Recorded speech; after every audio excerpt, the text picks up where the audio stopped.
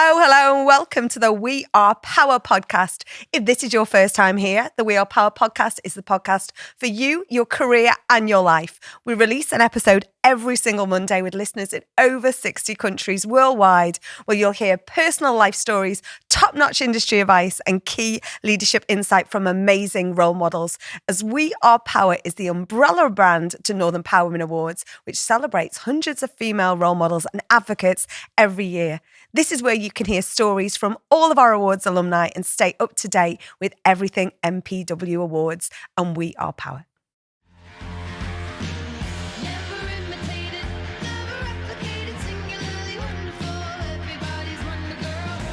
Well, hello and welcome to this week's podcast. This week, I'm delighted to be joined by Siwan Smith, who Futurelist 2024 and a judge for last year's awards. Welcome to the pod. Thank you. Welcome to our lovely teal couch. It's beautiful. I love these. Ran up the Strand from the beautiful Liver Buildings, the home of Prince's Foods. Yes, it is. Tell us about, how would you describe your role in a couple of sentences? I was going to be mean then and say 3 words, and I thought that's a bit tough, right? Yeah, so I'm an inclusion and diversity manager at Prince's. And really, I look after people and think about people in all that we do. So from everything like what products that we make, who's eating it, who's consuming it, what do they want, all the way to our customers, Sainsbury's, Tesco, what do they want from a moral kind of business, and then to our colleagues, thinking about what are their needs, how do we make it a better place for them to work. So that's a different focus, isn't it, for you? Like, people has always been an EDI and inclusivity, always been part of the time I've known you, has always been around that. So that's quite a different lens to look through then, isn't it, from the consumer? Yeah, so I've always taken quite a holistic role. So when I started my career in equality, diversity and inclusion, it was very much in the innovation sphere. So thinking about how we build products and services that really cater to more people and make them more accessible to different people. So I've always had that as a kind of background and something that I've really been interested in. So there's like loads of great case studies from like L'Oreal becoming like the #1 foundation after they increased the different skin product ranges that they offered, to herbal essences, and when they kind of put braille on the bottles so that they can indicate different if there's shampoo or conditioner for anybody who can't see, but also like looking at the way that companies and governments and local authorities operate as well. So there was a great example in, I think it was Switzerland, where they looked at traffic management for when it snowed, and they found that actually the amount of accidents that occurred tended to occur on school routes, not on the main highways. So they were starting off clearing routes to make sure people could get to work. And then they figured that actually that wasn't the first journey of most people. It was going to school with kids, so that they could reduce the amount of accidents if they actually took a different people-centric approach. So where did your passion for people EDI start? I don't know. It was probably really early on. So I studied at university, PR and events management. And you were the first in your family to go to uni, weren't you? I was the first in the family to go to university, yeah. So, I went to study PR and events management at the University of Chester, which I absolutely loved. And during one of the PR modules, we got to talking about Coca-Cola and Moss Kendrick and how he looked at the demographics and the way that they were marketing the company and thought about different markets that they could look into, so the African American market in particular, and said, we're not focusing on this market at all. We don't target this market at all. And then when they started to approach that market and really work with it, the company like massively expanded and became, everybody knows Coca-Cola and everybody can understand Coca-Cola across the world. So I think that kind of captured my interest really early on from a kind of PR perspective and thinking about who businesses work with and why they work with that and how they think about consumers a little bit more. But then I went on to do volunteer work at Manchester Pride, learned about a whole different community. I'm not part of the LGBT community, but learning about it, interacting within it, find out more about different people and opening your eyes to different things is always just been really interesting. Are you led by data or are you just inherently curious? I am inherently curious, but at finding the data to back it up.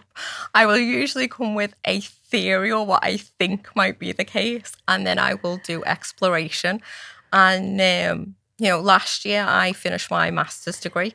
Congratulations. Thank you very much. And as part of that, did a kind of dissertation project in which I massively kind of overestimated it. So instead of looking at one demographic group, I ended up looking at 4 different demographic groups and having to baseline that against kind of majority employee groups as well. But all of that, I came with a theory towards it, and then doing the research, capturing interviews, speaking to people. And some of it backs up what you initially thought, and some of it makes you question yourself and question your own kind of judgments, but in a really interesting way. And I think it's that ability to wonder and that ability to want to know more and to dig a little deeper. And I think that's always been my passion. Inherently curious, nosy northerner. Yes! Yes! We always want to know everything, right, don't we? Yeah. And I like to know things and to be able to share things as well. So it's, I always say, like in my role, I am a researcher at heart. If you ask me a question, no matter what it's about, I will go and do research and find out how it impacts on different people and try and find the best route forward for the majority of people. And you have worked across a number of different sectors, haven't you? Like yes, a lot. We talked about food, haven't we? We talked about innovation. Or, I know you've worked in innovation. You've worked in engineering. Yeah. Policing? Police force, yeah. And I think we first met you when you were in Innovate UK. Yes. So is there a universal principle that you believe that sits across every one of those roles that you've done? I think probably the universal principle with regards to equality, diversity and inclusion is think about others within it. Don't come with your own worldview. And be open to learn and be open to be wrong. I know I went into the police and I went there and I was like, okay, so I think I understand what the problems are and how we'll go about tackling them. I didn't understand that job role at all. I literally was in talking to constables going, so if we just did this, and they were like, no, the practicalities of the role are X, Y, and Z. And I'd be sat there going, okay, so that doesn't really match up what I thought. And they took the time, a brilliant police force, brilliant people that I worked with, to explain how the job works on a practical, everyday level. And then you start building the picture up from there. And I think that going into any organisation from that point on, I've never gone in and gone, I have the solution. I've gone in going, I want to understand the problems. And then I can work to establish what a solution may be. That's the way you work. It starts with the batch point of listening, yes. Understanding, yeah, curiosity again, and then going, right, let's build the blocks. Yeah, and not always thinking that you're right about everything or there's one approach to everything. A lot of times we'll be told that we need to think about representation from this perspective or things from that perspective. And I always think, actually, there might be a different problem. That's the first thing to solve. So if I give an example of the police force, they were talking about actually increasing ethnic minority representation among frontline police officers.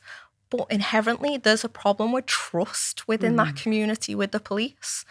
And an easier route is firstly, community engagement, building that relationship with the police up positively, but also staff roles, bring people into the organisation in a way that they're not going to be frontline, they're not going to be part of the enemy community to the fellow community members. And I think there's always different approaches, different ways that you can see things and address problems, and working with the communities to be able to do that. And I think we're always really passionate about things being cross-sector, and you are literally a living and breathing cross-sector, because there's always something you can take, or give or gain from each sector, isn't there? Absolutely. Yeah. And what is one of the most you're most proud of in what you've done? Because I know you've done amazing things. Like you've set a reciprocal program up at Arab, haven't you? That must have been amazing, because I think there's something so powerful in that. It is. Was really, really empowering to see. I have to say, I love working with Princess. We established as part of our social mobility CRG, working with schools and setting up a mentoring program that way. So I do love mentoring programs. But I think some of the more inherent things that I've really enjoyed working on is I helped shape violence against women and girls project within Merseyside Police. It's something I'm really, really passionate about. When I was 17, I was walking home from school and I was sexually assaulted on the walk home from school. So it's always been something that I've thought it's a huge problem. It affects loads of people, and it needs to be tackled. But there's so many different ways to do that. So I was really kind of excited to be part of a solution and work with Merseyside Police to come up with a programme that is looking at that. And obviously there's still more work to do. There's always going to be more work to do in areas like that. No one's ever there, are they? No. And how do we make it not tick box? Because we all know there's a lot of tick boxing out there, and it's eye rolling, isn't it? There are. How do we stop that? How do we? I think sometimes people think it's way more difficult than it is. It is, and I think sometimes people come with a set plan and they go, this is the route forward, and that's when it becomes tick box exercise. When you start to go, okay, this is what we might do, and let's listen to people, let's get different perspectives, and let's try and put solutions in place that don't just hide the problem, that actually get to the root of the problem. And you'll often find that digging a bit deeper with problems gets you to a point where actually you're solving multiple problems in the same scope. So one of the things that I did some listening circles in Merseyside Police to talk to particularly staff around what they'd found around violence against women and girls, and some of them brought their own perspectives, their own situations, but others talked about the cases and the victims that they'd worked with and what they saw as the problems. And it was things like, people being intimidated of wanting to report something but not wanting to walk into a police station with other criminals, like being checked in and things like that, or it's not a nice environment for them to be in. They don't feel safe, they don't feel comfortable. And then you probably heard maybe about a year or so ago that they've implemented better ways to be able to report, more safe spaces for people to be able to go into, to be able to confidently tell their story and tell what happened in an environment which is more comfortable, safer, more friendly and approachable to be in. And obviously that's not all down to what I did. There's a whole massive project team that sat behind it. But it's one of the things that once you dig into the problem and you hear and you listen, then you can actually come up with practical solutions that work better. Would it be okay to talk about your 17-year-old experience?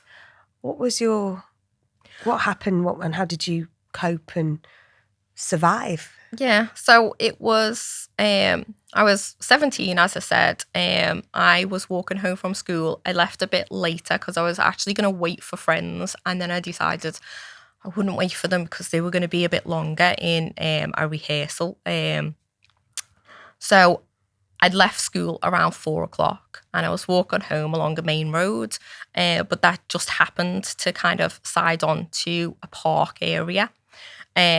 And the previous day I'd walked home along the same route, and this younger guy had approached me, said something to me and said something to the girl in front of me. But kind of left, went on. And then when I walked home that night, and bear in mind it was a slightly different time as well, he was there, said something to me again. And then I thought I'd dismissed the situation. I was like, no, I'm not interested. Just leave me alone. Thought I'd completely kind of dismissed the situation. He'd kind of walked on to the side. But what I'd failed to realise is he was positioning himself on the outside of me so that when there became a gap in the fenced park area, he pushed me in. So I won't go into graphic detail from that point onwards, but I was quite lucky that it was close to a main road so that when I was screaming and shouting, actually people pulled over, stopped, got out to help me. But it never went any further. The police never caught the perpetrator, even though I believe he went to the same school as me. He was never charged because the person that I still to this day would claim it is was given an alibi by friends and family of his whereabouts on that day. So never went any further, no charges were brought against. But it was a difficult experience. A lot of my personal belongings were confiscated by the police, obviously, for forensic analysis and things like that. But I never really got anything back, never got an outcome from that kind of situation. And I spiraled down into a period of depression. So I did kind of go and get counselling during that period. And I've always... The first sessions, if you ever get counselling, are the most awkward and hardest sessions to go through because it's so awkward. You sat there with somebody that you've never met before. They're probing into very personal parts of your life. They're asking you how you feel when you already feel, stressed, alone in certain things. And then you get to maybe the third or fourth session and you start to process things and you start to work within what's within my capabilities and what's within my control and how do I want to live the rest of my life. So it took a while before I went to counselling. So I was actually off school for a period of about 5-6 months in total because, as I said, the perpetrator actually went to the same school as me. I got to one of the sessions one day and my counsellor was just like, so are you done with school? Do you not want to go to university? What is the kind of plan going forwards? And university was always my goal. I always wanted to be a CEO of an organisation. Not got there yet, but hopefully one day. Okay. So I didn't want to give up on that. I didn't want my entire life to become this one moment in time that I had no control over. And she worked very, very well with me to come up with small steps. So she was like, how would you feel safe? Like when you left the house, where would you feel safe walking to? And it was, first like the end of my path, the end of the street. Would you feel safe going a little bit further if somebody was with you? And then kind of working with them within their means. And I think if anybody, has struggled, I think therapy is very, very worth it, but you have to put in the work. Nobody's going to come to you with solutions. They are going to come to you with what's within your control and how can you make it work. And you're going to have to be the brave one. And you're going to have to take them steps, even if they're small steps, to get to the bigger picture. And what kept you on track? You said you spiraled into depression. You've got a counsellor that you stuck with. You said the first 2 or 3 were awful. Yeah. But you stuck with it. What else or who else was there for you? I mean, I've always had a really supportive family. Like my mum is the best. So yeah, she really helped. But I think it was the motivation of I've always wanted more from my life. So I didn't want to just be like, okay, well, now I'm not going to go to university. Now I'm not going to do more. Now I'm going to kind of just get a rudimentary job or not be able to work or anything like that. I've always wanted to explore the world, to do more, and knowing that actually if I let that one moment claim me, that's all I am. So, yeah. Wow. And one of the things that you're a mentally determined individual, but you've also survived 2 brain tumours. Yes. So when I was at university, I started to get sick for a period of time. And I didn't really know what was happening. I actually thought I was going through the menopause. Bear in mind, I was like 22 at the time. And I was going through really hot flushes. I put on loads of weight. My hair was thinning. I was getting all these kinds of different symptoms. And I'd gone back to the doctors constantly over like a 3-year period and always been told, no, it's maybe polycystic ovaries. It's maybe something else. And it was just by sheer luck that I had a doctor who'd dealt with a patient, or actually it was a personal friend that she knew who had the same condition that I did. And it was a very, very throwaway comment as I was just about to leave the medical room. So like we talked about all my symptoms around me putting on weight, me losing my hair, my skin kind of bruising and not being quite right, me joints and muscles aching, and all kinds of different things like that. And it was just as I was about to leave the room that, and I'm so grateful that actually, my mum was there as well. And she was just like, a face has just gone really round. And that's not like the shape of a face. And she just went, sit down, I'm going to send you for some medical tests. So I went for medical tests that day. The next day, I got a phone call off the doctor, can you come in? Funnily enough, I was in Sainsbury's at the time, and I was like, well, I'm running some stuff and getting some shopping in. And the doctor was like, right, okay, I need you to come in today.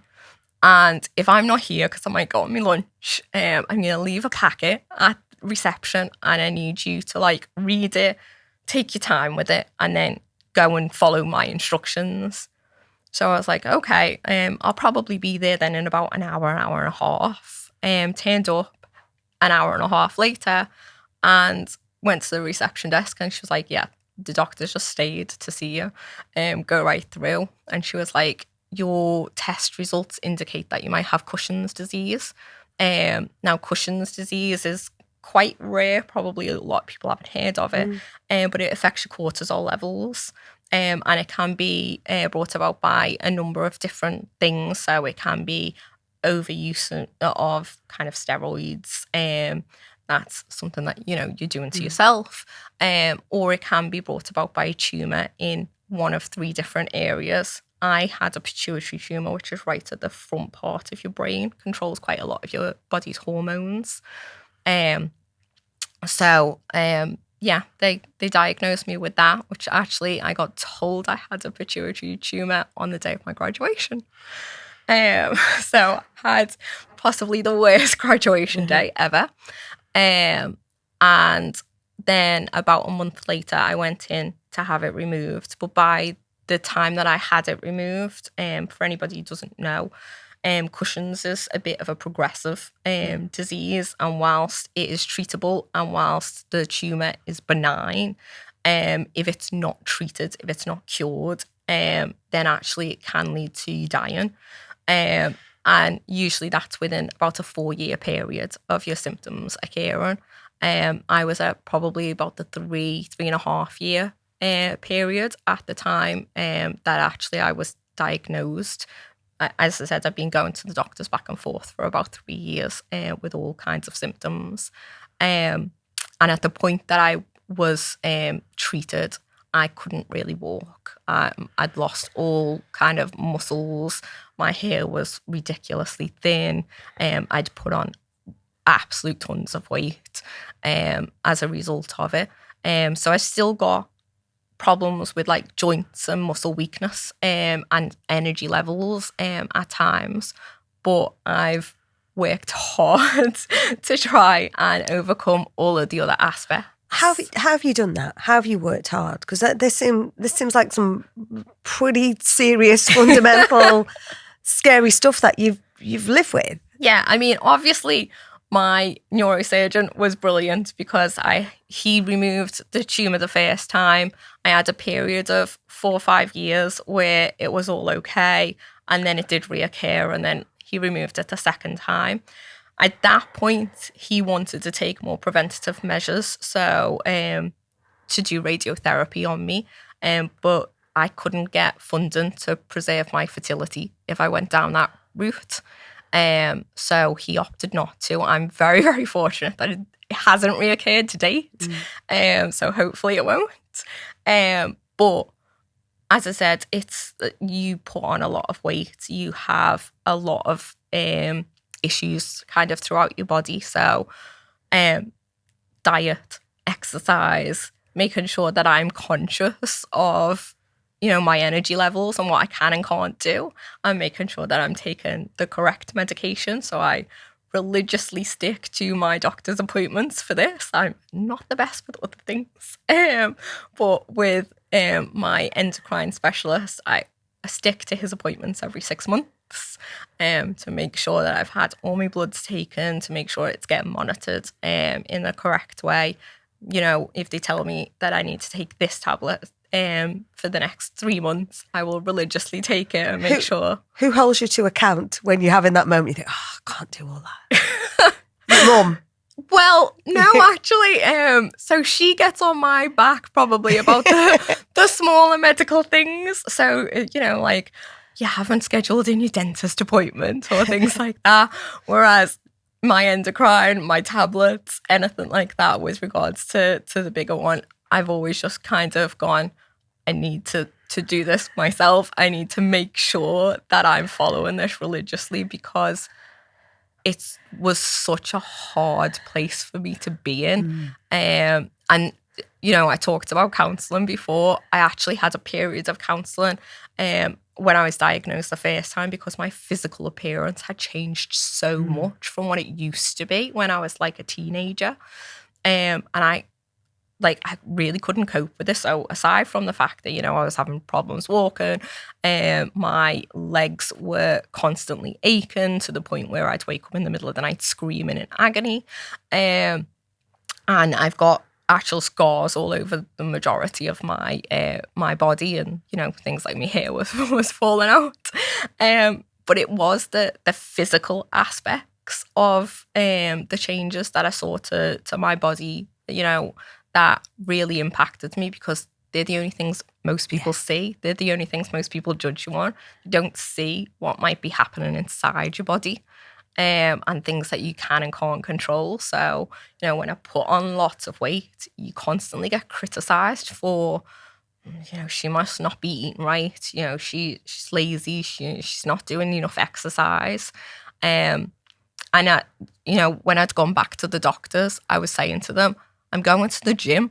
I'm going to the gym for 4 hours every single day. I'm eating 500 calories a day. That's it. I developed an eating disorder at this point. And I was like, and you don't believe me because I'm putting on weight.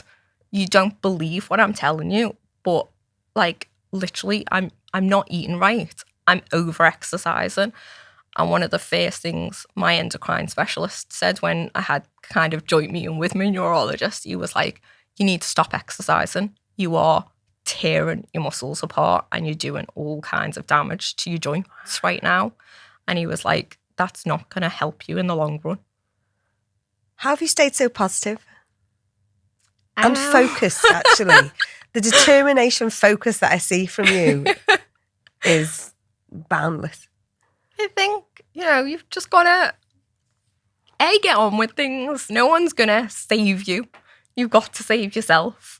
So I always think, just kind of get on with it. And actually, I was talking about my endocrine specialist before. I did have a really down period at one time, and I went in and I was like, I don't drink, I don't smoke, I don't understand why fair. This is I was like, it's not. And he just went, life isn't fair, get over it. And I was like, okay then. And it was harsh, but it was probably something love, I right? really needed to hear at that point in time. It was like, if you focus on what isn't fair right now, you're not going to get to the point where you need to be, which is accept it and figure out what you can do and work with it and try and get better. Because you're just going to dwell on the one thing. So I think I've always had that kind of in the back of my mind. Don't dwell.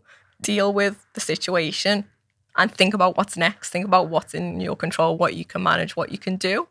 And I've always been a very smiley person. And I suppose quite positive in that regard. Although if you ask me mum, she will say I'm quite sulky and moody at home. But one of the things I know you ace, we might have to ask your goddaughter about, don't we? Because I believe she won't, there's certain things she won't do now, isn't there? Yeah. So I absolutely love playing Just Dance. And I'm brilliant at it, I have to say. I will be very humble about most things, but you're acing Just Dance. I am brilliant at Just Dance. I will constantly get the kind of 5 stars, mega star, superstar kind of banners on it. And I've got 2 goddaughters. So I've got one who's 9 who does dance classes twice a week, every week. And she's a brilliant dancer. She really is. And then I've got one who's 19. And I can beat both of them all the time. And to the point where they actually won't play with me anymore. Your goddaughters won't play out with you anymore. That's not on, is it? That's not on. And final question, what is your superpower? What's my superpower? I will say probably trying to think outside the box. And I think that's probably why I'm in diversity, equality and inclusion, because I don't just want to come at things from my perspective. I like to think, what's another way to do it? How can we solve this? And what would other people say, think? And that's what you said really early on, thinking about others. Yeah. That's what it's about. Fundamental. Yeah, being curious. Honestly, Siwan, what an amazing, amazing story. Thank you so much for being so honest and open and positive. I cannot wait to watch you on your adventure as you get to CEO. Invite us to the table. We'll be there, won't we? Well, thank you so much. Thank you so much for sharing. I know this will resonate with so many people, but thank you so much for joining us. Thank you for inviting me. Subscribe on YouTube, Apple, Amazon Music, Spotify, or wherever you get your podcasts. Leave us a review or follow us on socials. We are PoWEr_net on Insta, TikTok and Twitter. Or We Are PoWEr on LinkedIn, Facebook. And We Are _PoWEr on YouTube.